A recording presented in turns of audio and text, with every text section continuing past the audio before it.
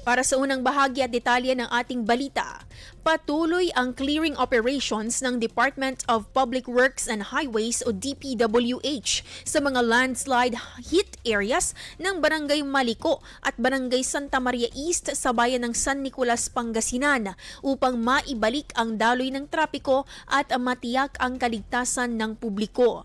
Sa kabila ng hamon ng matarik na lupain at pabago-bagong panahon, tuloy-tuloy ang paggamit ng mga heavy equipment at ang pagtutok ng mga personnel para muling mabuksan ang mga pangunahing ruta at agad na masuportahan ang mga naapektuhang komunidad. Samantala, malawak pa rin at lumalim ang tubig baha sa malaking bahagi ng Pangasinan na patuloy na nagpapahirap sa mga residente lalo na sa mga mabababang lugar, bunsod ng pagtaas pa ng level ng tubig sa mga ilog.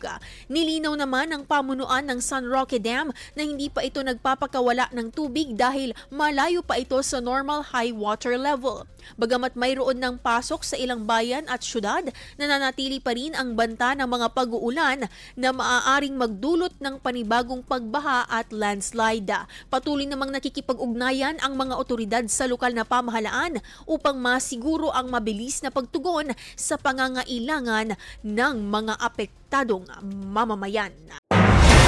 IFM News. IFM News. IFM News.